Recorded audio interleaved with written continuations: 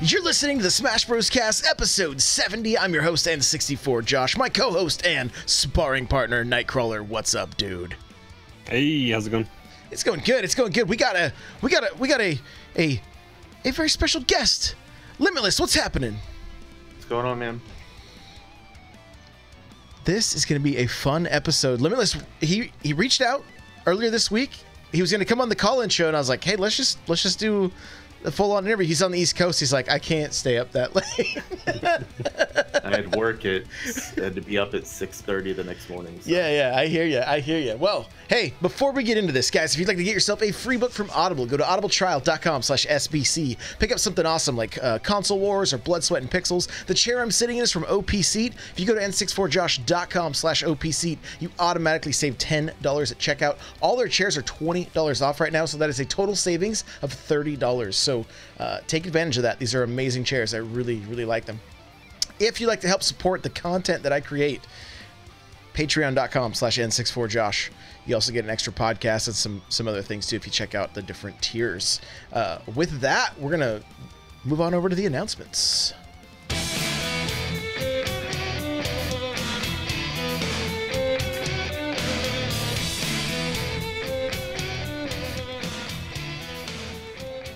All right. Well, we did the call-in show on Monday. We did it at what, like 8 o'clock last week?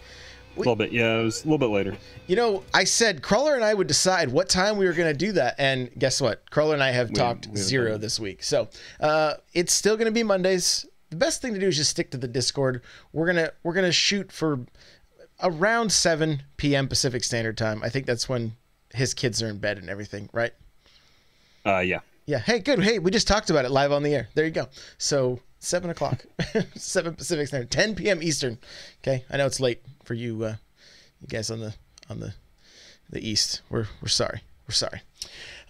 We got our Smash Bros. Tournament happening in April.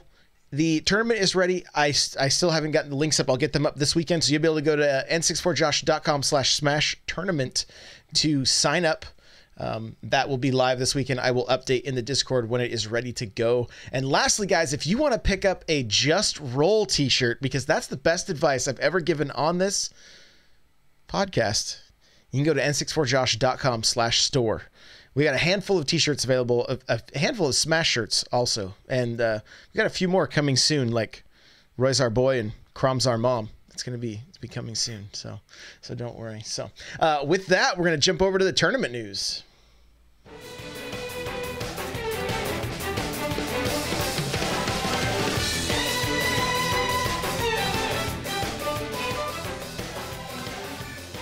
All right, Crawler Summit 2019 went down. Give us all the details.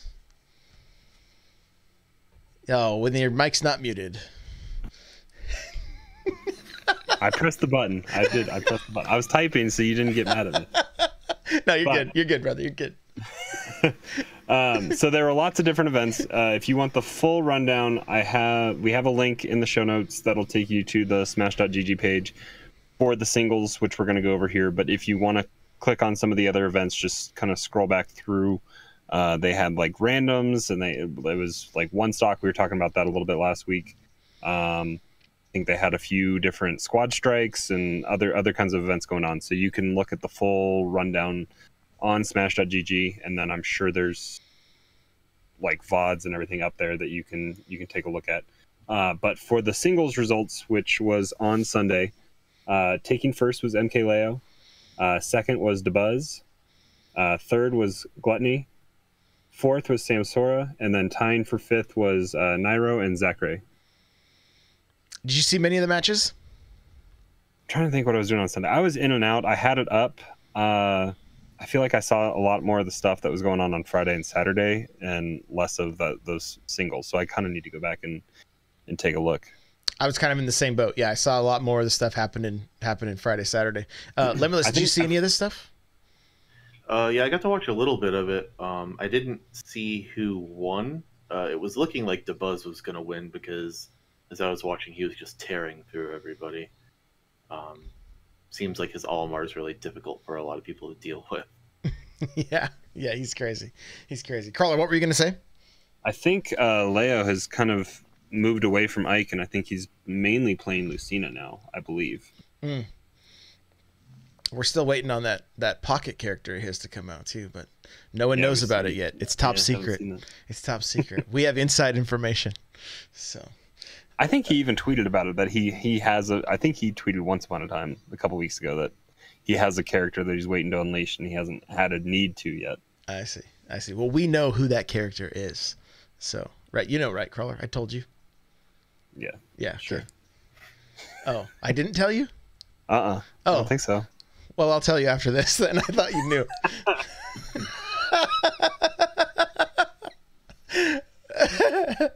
That's funny. Yeah. Was it on the Max Catch and Call? I forget. Maybe. Yeah. He hooked us. Yeah, you were there. I was there. I don't know if I remember. More than likely, you were probably playing Mario Deluxe or something while we were trying to talk. That'd be my guess. So, clicking away. Yeah, click. All right, and then we had the Smash Bros. Cast tournament happen last weekend. Shout out to Avi from Beyond the Metagame for taking the #1 spot. Actually, Peon said he was going to get fired from the show if he lost, so that was that was going down. Draco and took second, and Icy took third. So a lot of great matches. It was a lot of fun. I participated again, and I just can't do it. I can't do it. It's too. We don't get to see enough of you guys when we do that. So we're gonna make sure that next time we're just gonna commentate and get as many matches of the community as possible. So you guys won't hear any more alerts. I just muted those as well. Super pro. This is just, what? We're just we're a professional podcast. Limitless. Please don't think otherwise. All right. Yeah, but last week was our largest tournament that we've had so far. 86 people. Mm-hmm. I was included in that, and I didn't play. I was at a concert, but those numbers they're going up. So you guys are definitely, getting into the Discord, getting registered, and we're having a good tournament turnout. So that's always good. Yeah, it's super cool. Really have a great time watching everybody compete, and it's good stuff. So with that, we're gonna move into our interview here.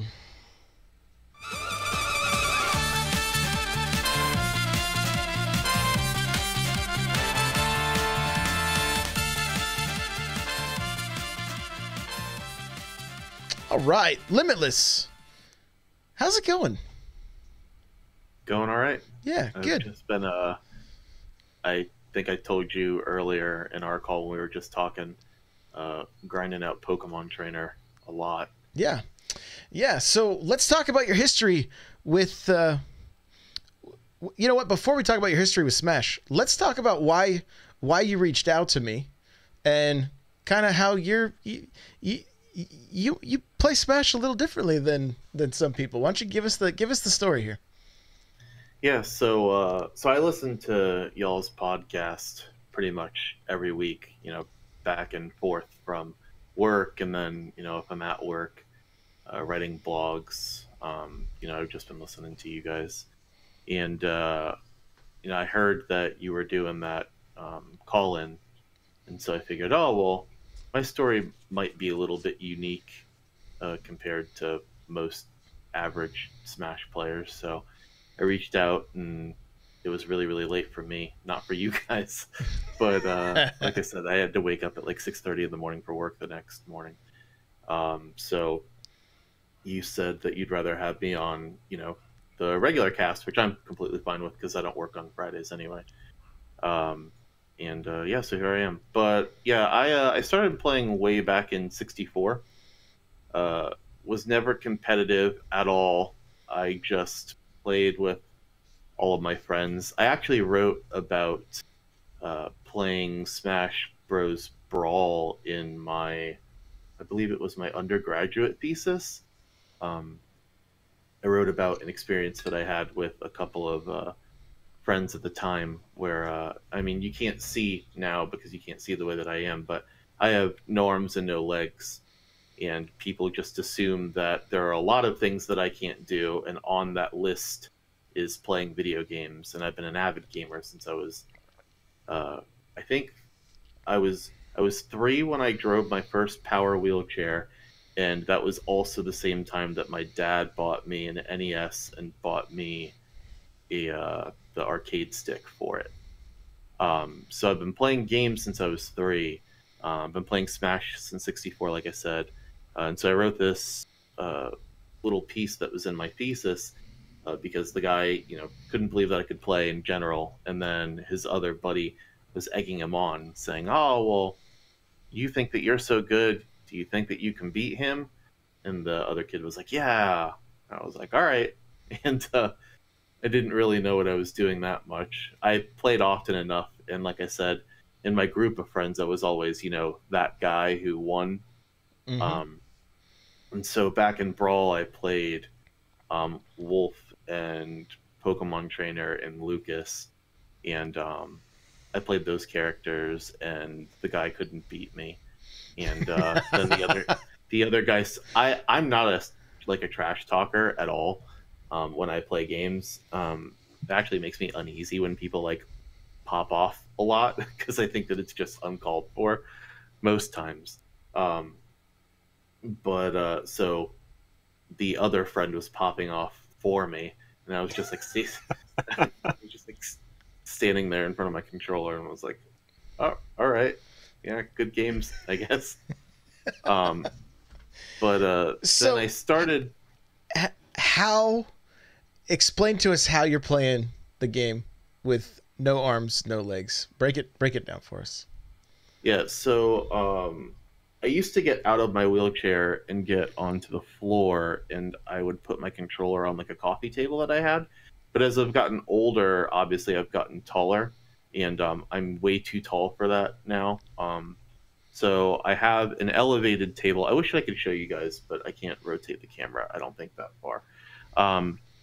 But I have an elevated table that's probably at about like bar height, and I'm able to pull my wheelchair up to that, and I leave my GameCube controller plugged in, and I have my Pro controller up there that I just turn on with like my lip, and so I play Smash and all of the other video games using my left arm for on the analog stick, and then I use my chin, a combination of my chin and my lip, to interact with the face buttons on the controller. I can't really reach the L and R buttons, which is why I never tried to play competitive Melee, because playing any Smash game without the ability to shield is terrible. But yeah, so predominantly I play games where either I can remap actions to the face buttons of controllers, or I just don't or can't play them at all. What are some of your favorite games? Smash, definitely. Obviously, it's why I'm here. But I'm a really big You've Pokemon answered fan. correctly. Yeah. I've been a really big Pokemon fan too, pretty much my entire life. I've played since I was in elementary school. I think it was like fourth. I'm probably dating myself. Like 4th or 5th grade when I played Red and Blue, or Blue for the first time. So I'm big into Pokemon, and I play competitively for a little while, and I still like to do that as well. But I got out of it a little bit because I wasn't a huge fan of Sun and Moon. I didn't really particularly care for all those Ultra Beasts. And Was Let Go, is Let Go accessible for you with how they have the controller? do you want the easy answer, or do you want the hard answer? I'm interested in the hard answer, I guess. Yeah, so you can read my blog post that I gave the link to Josh. He's going to put in the show notes and stuff. Mm-hmm. So that can go into some pretty detailed stuff in regards to my own experiences with accessibility in that game. But yeah, I have Let's Go, and I played it for a while. I got to Sabrina, and eventually kind of just lost interest because a lot of that game is grinding with catching. And personally, I don't like that they tied experience gaining to like your resources. So if you don't have the money to be able to buy Pokeballs, or you don't have Pokeballs on hand, you can't gain that much, because trainer battles, obviously you don't gain a lot of experience, and the one mechanic that is the most difficult for me to deal with is the catching, because there wasn't really a great way for me to hold both Joy-Cons like together. So I hold one of them like this in between my chin and my arm, and then I move like the analog stick, and I can also press. It was really nice that they allowed for you to push the analog stick in, that registered as like an A button press, because all I had to do was push my chin down on the joystick and not have to worry about moving it to like any of the other buttons. But catching was a really, really big concern that I had. I know that I probably drove I live with my parents and my brother, and I probably drove them crazy, because for the while that I played that game nonstop, I would get into a Pokemon encounter. I would have to put the Joy-Con in my mouth and kind of like flick my head up. And as you know, every time that you fail a catch, you have to, say ready again. And because the Joy-Con was in my mouth, I had to put the Joy-Con back on the table, push A, put it back in my mouth, and do it again. You probably had lots of Pokemon run away on you then. Yeah, I have not successfully chained more than like 10 or 12 maybe. I wish they would just, on that game, I wish they would give the handheld controls the option on the Pro Controller or the Joy-Con grip or something like that. That's one thing they need to do. Yeah, I mean, they had it. They obviously had planned on that a little bit, because you can do it in handheld mode. And I'm not a programmer, so I don't know what goes on in regard to configuring control schemes and stuff. But I imagine that if you were to just take whatever that interface is when you play in handheld mode, and just make it so that somebody could play that with the Pro Controller or something, that would make things a lot better. I did have somebody reach out to me. I think it was a friend of mine who sent me a link. I guess that they were using, I don't specifically remember it was, maybe it was a Brooks converter, but they were using that with the Xbox Adaptive Controller and using that as a Pro Controller on their Switch. Yeah, and Josh and I were talking about this earlier this week, because I was asking him about the Adaptive Controller, and so I'm thinking that the 8-bit do as well. The USB receiver would probably be able to read. I don't know. Does the Adaptive Controller have Bluetooth on it to connect? I don't know. I'm not sure. I would think it does, probably, like, because you can with that 8-bit do, you can connect PlayStation 4 controller and Xbox 360 and Xbox One controllers to your Switch. It'll just register it as a Pro Controller. So I was wondering if do you have an Adaptive Controller? No, I don't. Unfortunately, I haven't had the opportunity to mess with one either. But I imagine that they're supposed to be, just a controller. So I imagine that they're not like only hardwired. I'm assuming that they're wireless, and all controllers use Bluetooth for that wireless communication. So I would hope. So let's transition back into Smash a little bit. You go to your locals on a regular basis. Mm-hmm. Yeah, so this is also, you'll notice everything that I say is an interesting story, because there's never an easy answer to me for like any question, if it's regarding some kind of like accessibility malfunction.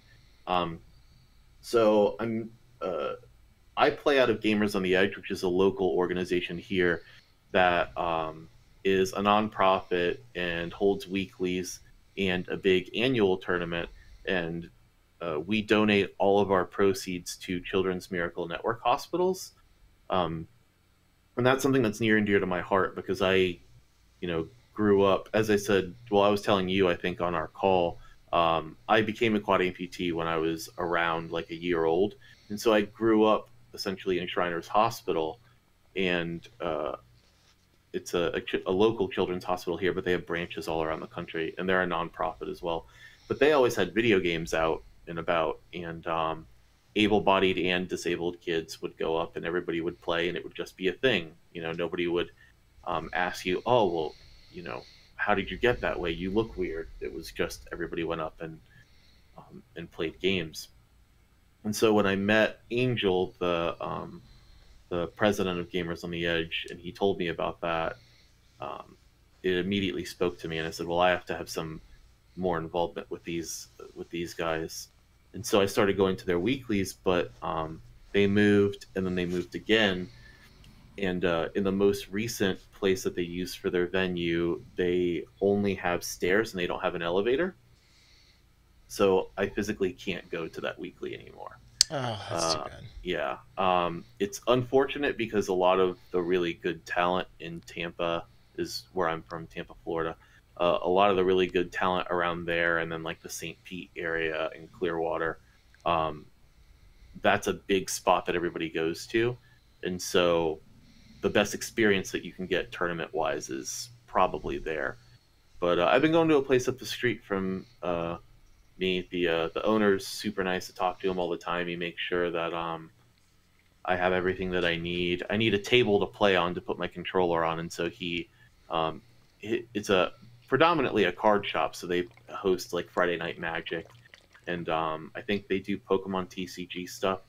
But he makes sure that I'm set up, and usually everybody's really nice about all that kind of stuff. But that's my most recent hurdle that I've had to figure out how to overcome. And then as a way to kind of try to compensate for that, I've been going to my buddy's house because he has played competitive Smash with me for a long time, and his roommate played competitive Melee and is really into Smash Ultimate also. And he called me a couple weeks ago. He's like, hey, dude, the elevator in my apartment complex is broken. Also, so they're going to fix it, but also they're decommissioning it. So I'm not sure what we're going to do about our weekly like get together, but we'll figure it out. And I was like, yeah, we'll just figure it out when that time comes. But that transitions to another really important point where, me being a disabled gamer, I don't really see a lot of other gamers with disabilities out and about at tournaments. Like, you don't usually see a lot of us out there. And it's not necessarily because, we don't exist or we don't play, but for a lot of us, it might be really difficult to even get to that local. And then we not only have that we have to kind of navigate, but we also have to think about, okay, when I get to the tournament, can I get into the room that the tournament's going to be at? Once I get into the room that the tournament's going to be at, can I talk to the people and pay for my entry? And after that's done, do they have an area that's going to be big enough to accommodate my wheelchair walker, whatever that may be? I need a table, so I freak out all the time if I'm going to go to some unknown local. Like, are they going to have a table for me to play at? Are they going to have room for my wheelchair? And that's a lot of stuff that people obviously who aren't in wheelchairs or use some kind of mobility device have to think about all the time. And just something that I've been asking people to try to be a little more cognizant of. Obviously, the people that I have played with and competed with are, a lot more adept at that than they were before they met me. But it's definitely still a hurdle. And it's really difficult, too, because everybody has their own kind of set of needs that have to be catered to in order to make sure that they can actually play. And on top of that, play at like a competitive level, so there's just a lot that has to be juggled constantly. But if you're like me and you've been disabled for your whole life, it's, I'm used to that sort of navigation that I have to do. But it might be difficult for somebody who is, maybe sustained a spinal cord injury relatively recently or anything like that.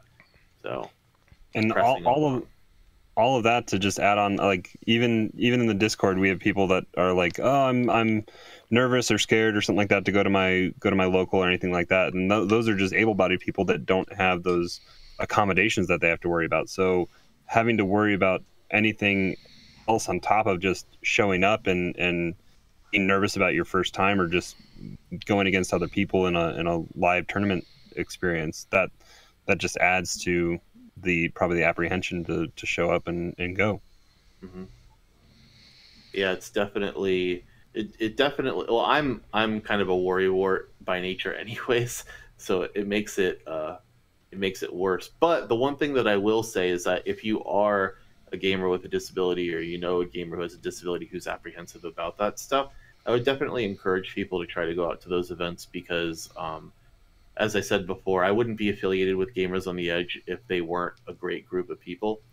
And all of the people that I have even talked to at locals around here have been super awesome, even about helping me take my controller out of my backpack and helping me lug tables over and set everything up and that kind of thing. So that was one thing that I had to learn at a really young age, was to be comfortable with asking people for help.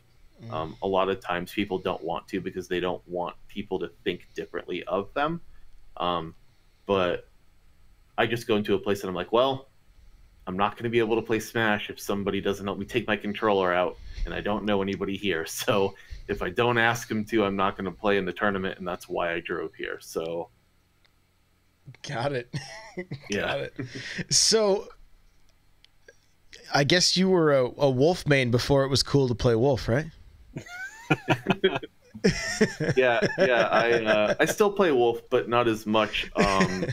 I definitely played him in Pokemon Trainer at the onset. Dropped Pokemon Trainer for a little bit, which I'm happy for now, because Wolf really taught me, I think, how to play the game better.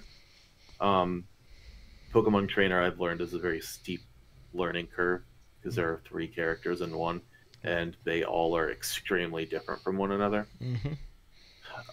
I just had to play. I played against the Pokemon Trainer this week against Synth from my local, and he reached out in the Discord. Was like, "Hey, let's get some matches." And so we played for a while. And I'll talk about it a little bit more. But it was playing against Pokemon Trainer in a setting where I played it against it multiple times. It was like I'm literally changing my play style every time they change characters, right? Mm-hmm. Like it goes from approaching like this to approaching like that to approaching like this, you know what I mean? Like, and so I can only imagine like trying to play that character. It's got to be quite the learning curve. I still think Squirtle is just a little blue Mario, you know. That's Squirtle is really back good. air.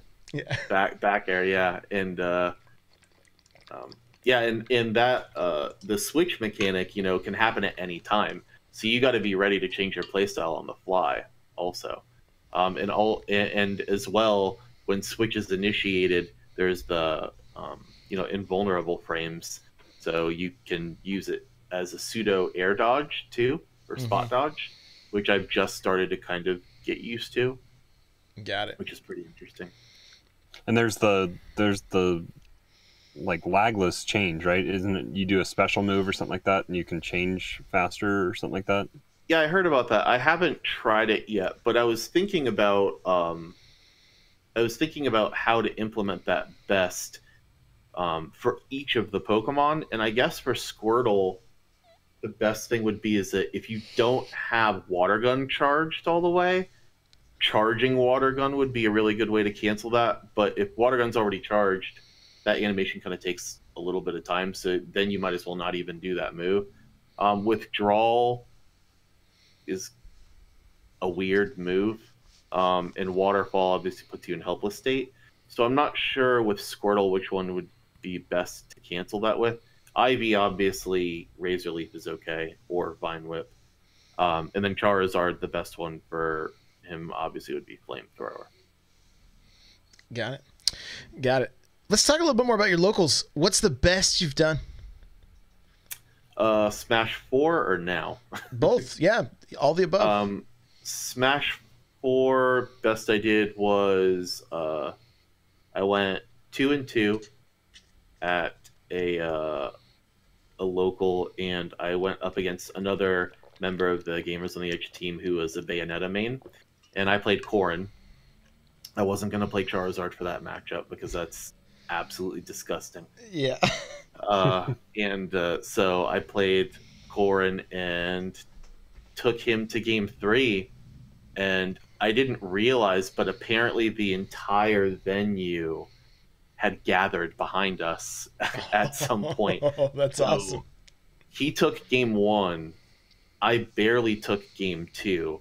And then after game 2, I kind of, you know how when you can tell that people are around you, but you haven't like looked around you yet. So I got that like prickle on the back of my neck, and I like turn around, and it's the entire venue is like around the two of us, and I was like, oh my god. So I took him to the last stock, and then he ended. I don't remember what move he used, but he did something that cheesed me. Probably a ladder combo.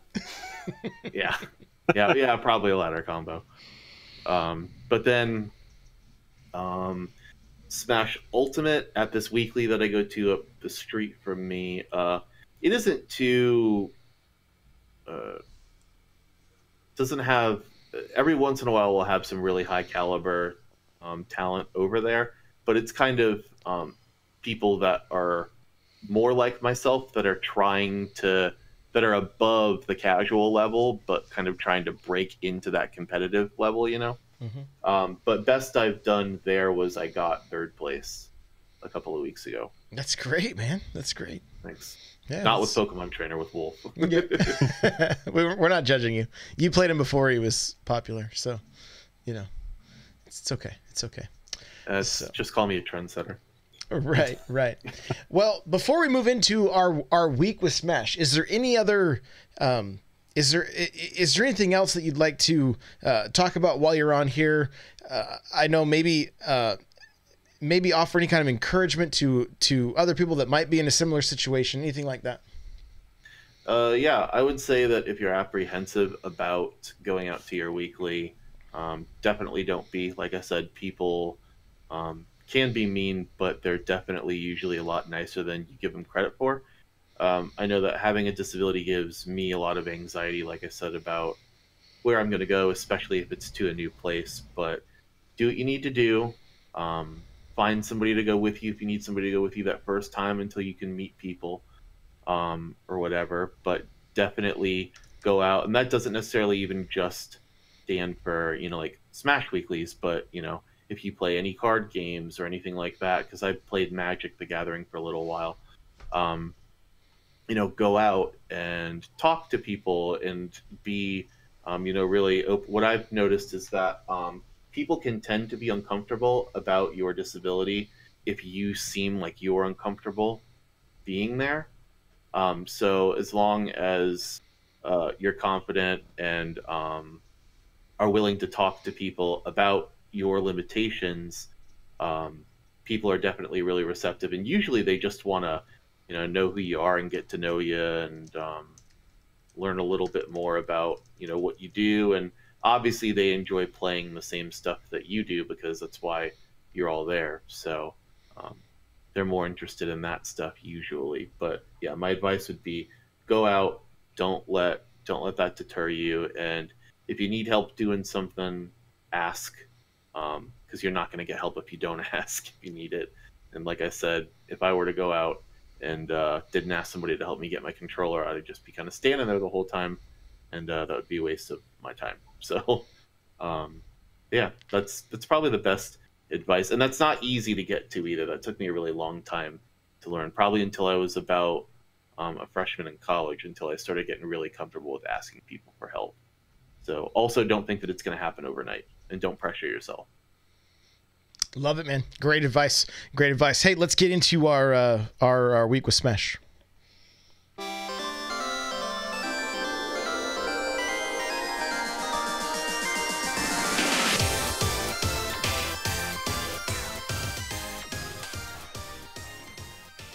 All right. So, Crawler, kick us off, man. How's your week in Smash been?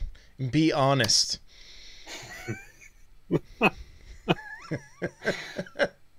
Up and down, left and right, I guess a little bit too. So what Josh is all tickled pink about is was that yesterday? Oh no, I'm not even. You don't even have to talk about our matches at all. Well, left and right is I got knocked into. Josh knocked me onto one of the left platform on Town and City, and As it was leaving, it took off on me as I was in stun stand up. and we heard game. Yeah, we were both like, "What?" So that was that.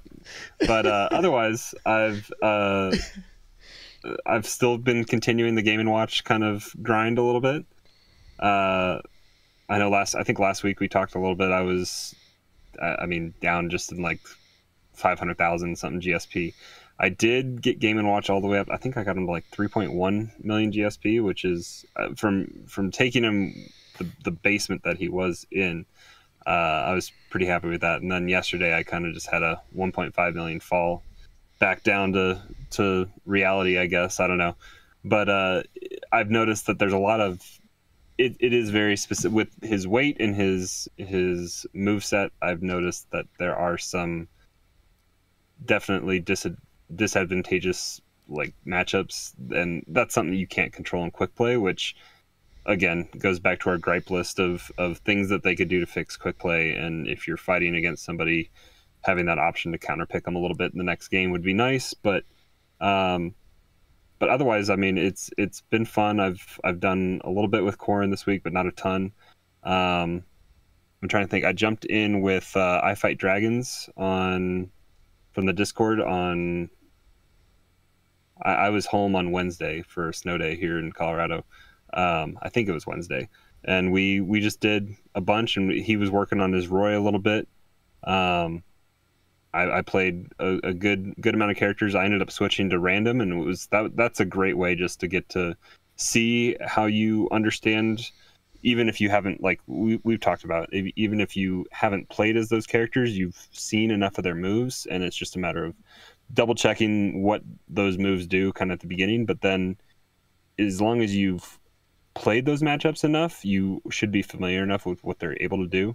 And I think it also just solidified when I was playing just on random how important just the aerial and tilt game can be. Just using that A button, you don't have to rely on special moves to be able to do a lot with any character. So I mean, there's some that are more reliant on those special moves, but for the most part, if you can have a good understanding of what up air and their forward airs and all that kind of stuff can do, then you can have a decent opportunity to fight. Love it, man. Love it. Limbitless, how's your week been?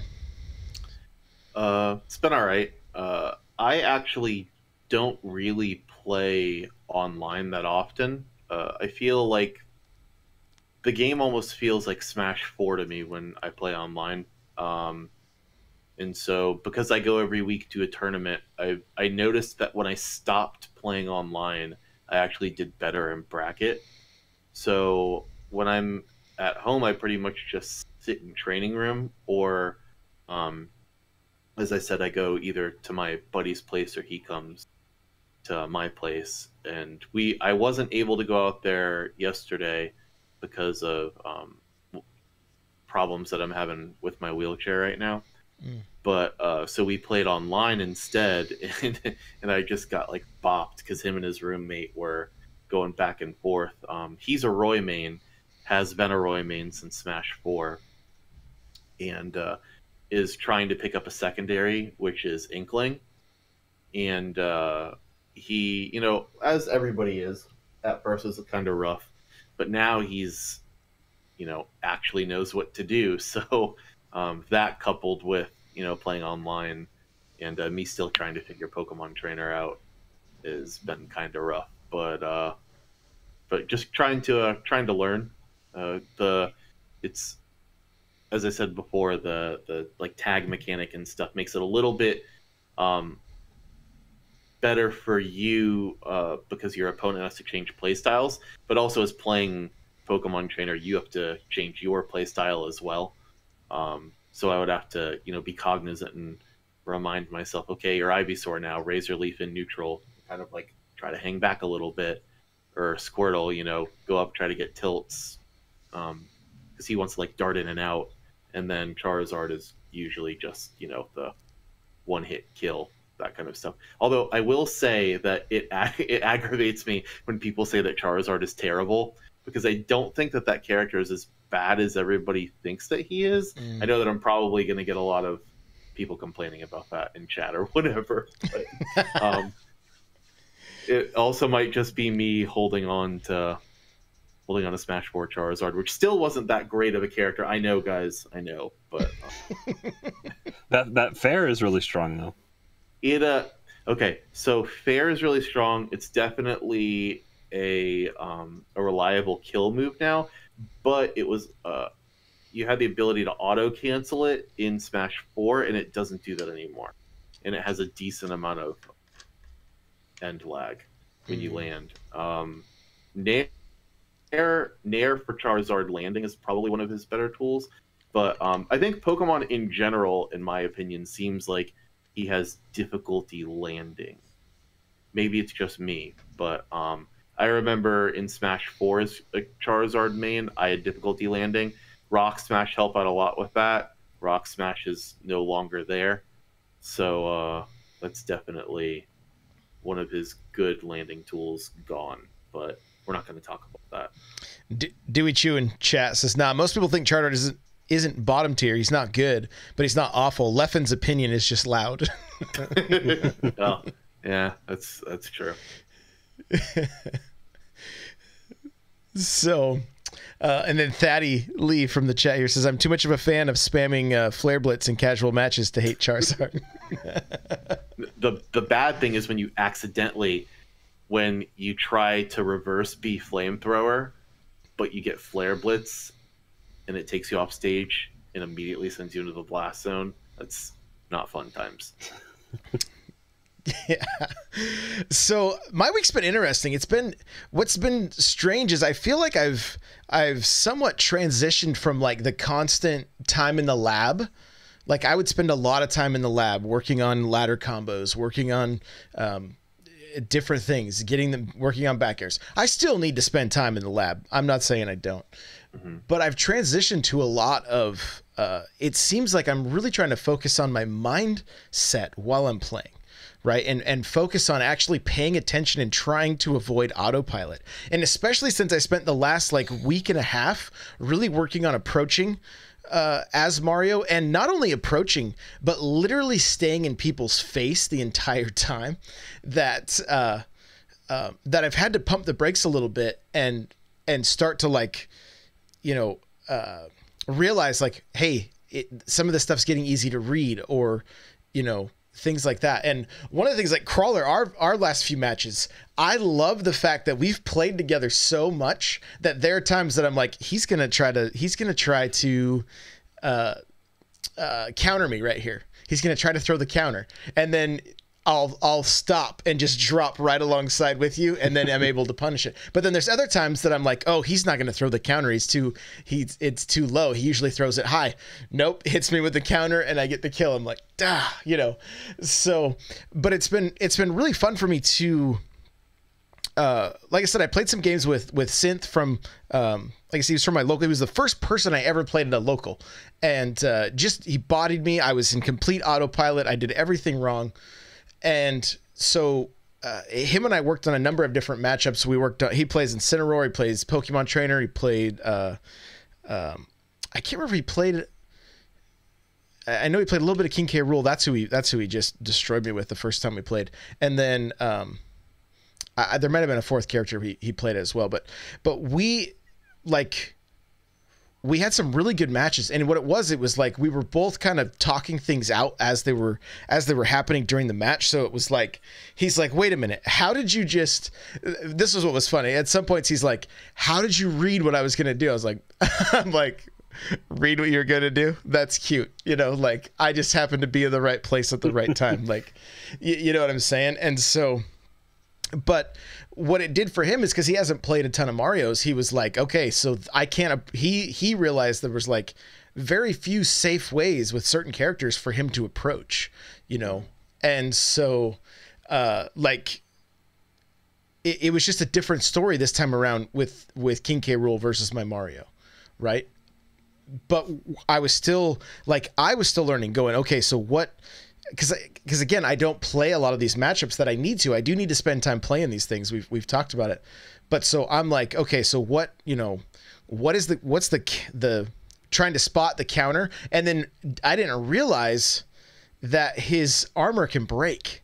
His chest piece cracks and stuff. I was like, three or four hits, I think, usually will break it, and then he's stuck in a stun.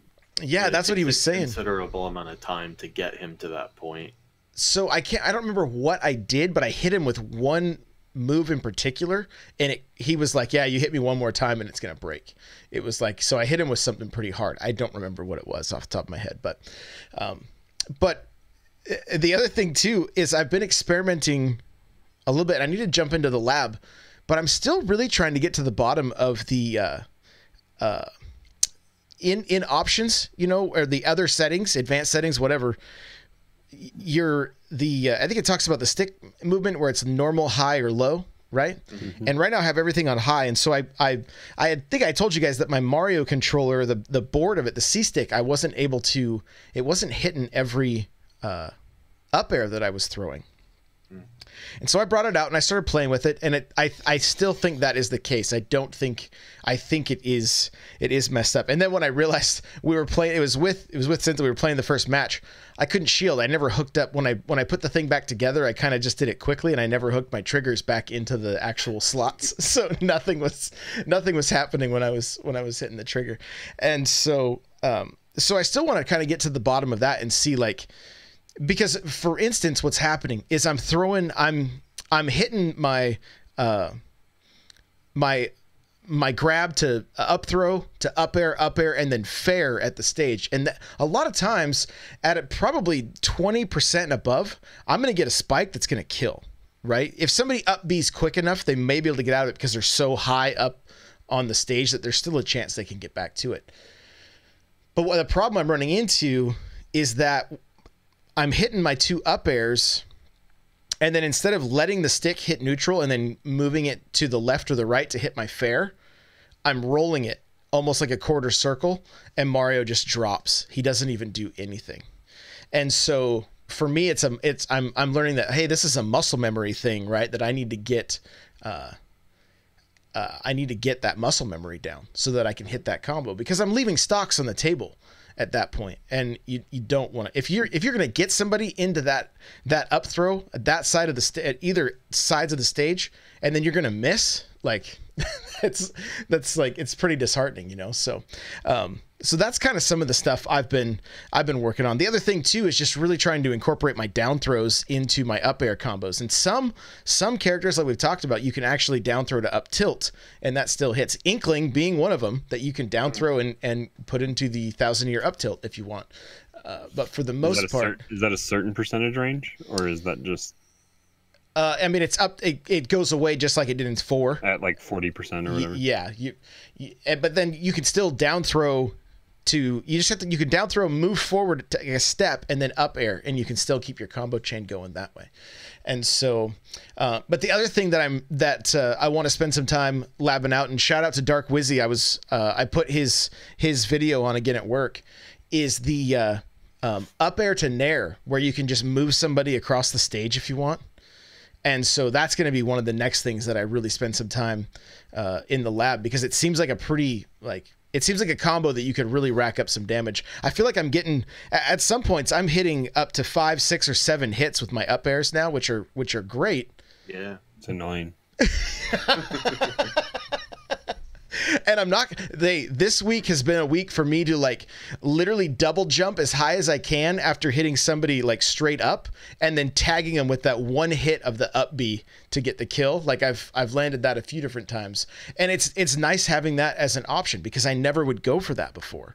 A lot of times it's completely off screen. I can't even see it. And I had Synth in a ladder combo, and it was great because we started on the right lower platform of Battlefield, and I had knocked him up to the top, and then up to the top plat, and then we ended up, he tried to DI to the right. Well, I followed him and took him all the way up, and it was out. I hit the up B for the kill, and he he hit his counter. So I didn't actually touch him, but we didn't know I'm like, how come you're alive? He's like, I countered, but I didn't hit. It was really bizarre because we were completely off the screen. So let's see. Dewey Chu from the chat saying up tilt with Inkling. I got a shout out to Dewey Chu. He was the TO. He was the pool captain at my first local. So pretty cool seeing some of these guys show up. It's awesome. But he says up tilt with Inkling, interesting. I'll have to lab that. So well, let me make sure I'm being clear. With Mario, you can down throw an Inkling and then up tilt. It doesn't work with every character, but with certain characters you can still get stuck in that up tilt.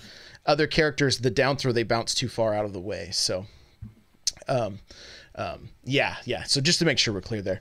So Inkling happens to be one of the characters that you can down throw with Mario and then hit with the up tilts.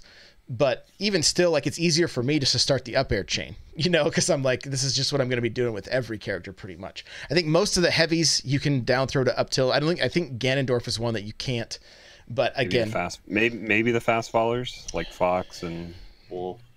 Yeah, maybe. I would have to. I'm pretty sure Inkling's a fast follower. Yeah, I think he is. I say I have to lab it out, but I could probably go into the Mario Discord and they probably have a spreadsheet that has everything lined up. So, but overall, I've had a good time. It's been I've won some matches, I've lost some matches, and again, the big thing that I am working on though is just trying to get.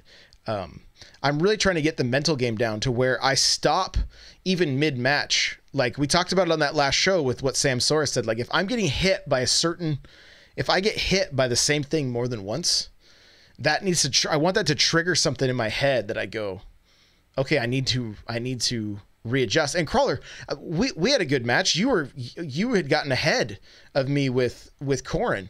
And I stopped what I was doing. I stopped just mindlessly throwing that down air and trying to get in close. You were throwing nairs like a madman, just walling me out. And I was like, I was stoked because like I've been like, I'm always getting on you like throw more nairs. Well, and it had walled me out, so I couldn't do anything. I went onto a fireball like frenzy and then started using those. Once those started hitting, then I was able to get in and yeah, you just kind of tick damage on me, and it just got up too high.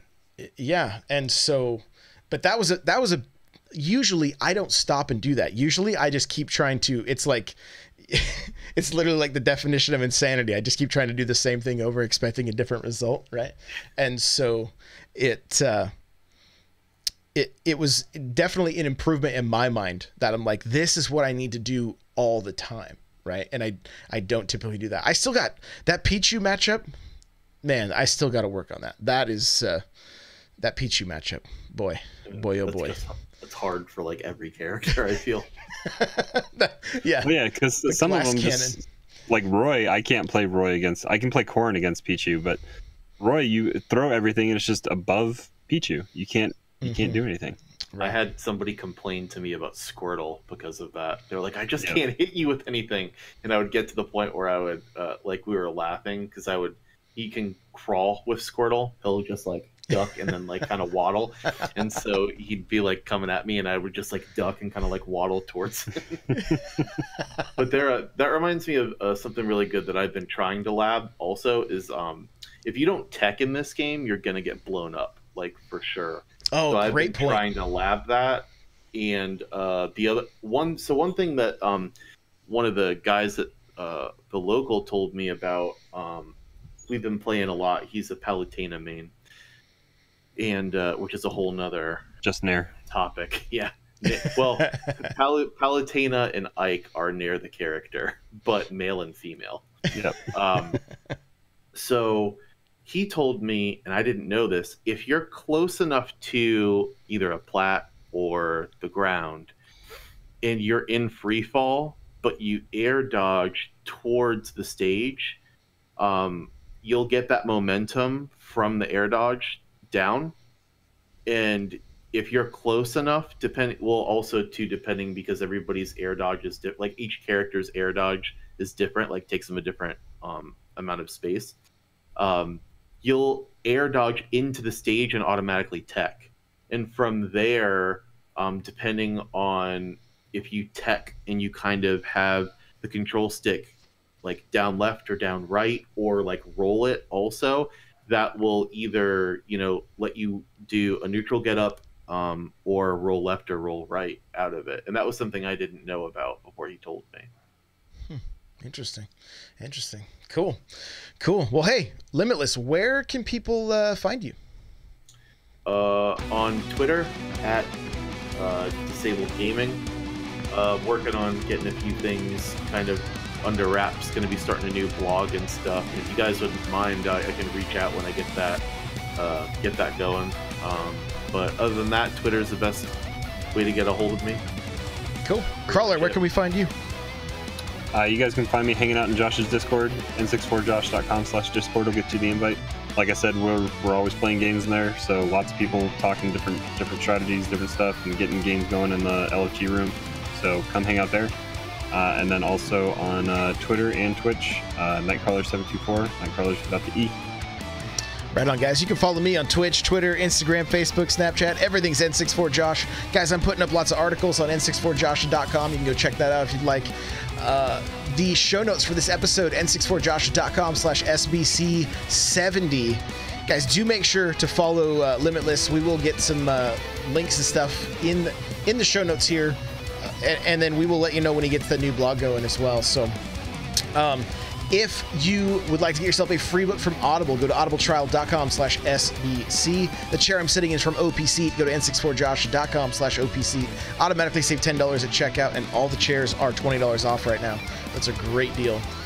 If you guys are enjoying this, please make sure to rate and review on iTunes. We greatly appreciate it. Limitless, thank you so much for taking the time. I appreciate it. Thanks for having me, guys. All right. We'll see you guys later. Bye now.